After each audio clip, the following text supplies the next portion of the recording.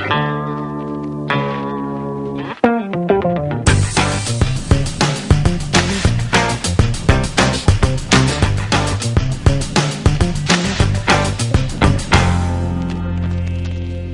I know the front of the boat is a serious angler's office, and you guys have done some really great things ergonomically for the angler. What have you done? Yeah, that's right. Obviously, the guy's going to spend a lot of his time right here on the front casting deck, and two things I guess that are pretty key for us on the Z Comanche models is a padded front casting deck. Everything forward of the storage boxes has an actual pad underneath the carpet, which reduces fatigue and makes for a longer day. The recessed portion of the trolling motor pedal also makes that a lot easier to less stress on an angler's back, and everything you need right there at the bow of the trolling motor, graph, live well switches. I noticed we have a Lowrance high definition unit there. Yeah, the HDS systems are very popular from Lowrance this year, and that's available on our Z Comanche models, and just about every model we build at Ranger. Well, every angler I know has a million rods, so where's he going to put them all on this boat? Okay, well, we've got plenty of dedicated rod storage. You could use your starboard side storage box for rods, and we've got a 10 tube organizer. You can fit 7.5 foot rods in on this port side. Plenty of storage space in there for rods and dry storage. We've got gel coat lined boxes there with plenty of extra dry storage gear and tackle. Well, I love the seating in this boat. Is this the standard seating or is this optional? The seating configuration here with the two buckets is optional.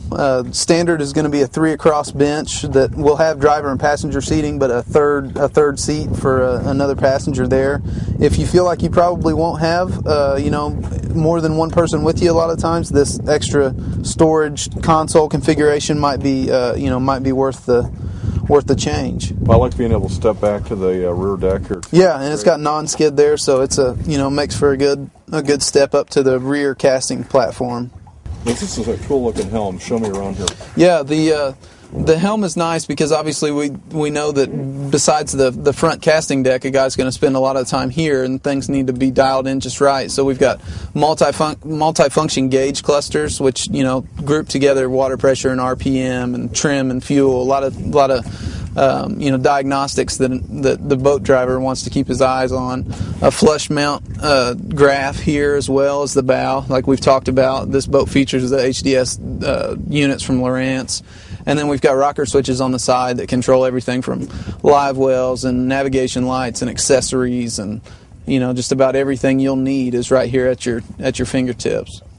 Now, I know sometimes the co-angler gets the shaft on the back deck here with the king up front here, but that's the case. No, not the case here. He'll have plenty of room, as well as a divided live well. So the co-angler and the angler will be able to use the same well, but it's divided, and it allows for hassle-free operation. That if you have a pump that goes down, it's one well, but it's divided, so you can run on that same single pump if need be.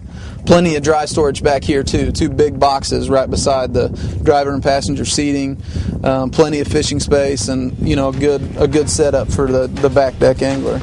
Well, thanks a lot for showing me around. Hey, thanks for having us. We just finished testing the Ranger Z518 Comanche. It's powered by Mercury's 200 horsepower Optimax, which is plenty of power for this 18-footer. We got on plane in 3.0 seconds and had a 0 to 30 speed of 7.1 seconds. Top speed of 67.3, which is booking it for only 200 horsepower. Now, this might be the smallest member of the Z Comanche family, but it's got all the bells and whistles of the big tournament boats you see on TV. For more information on the Ranger Z518 Comanche and other great boats, go to boatingworld.com. I'm Alan Jones, and we'll see you out on the water.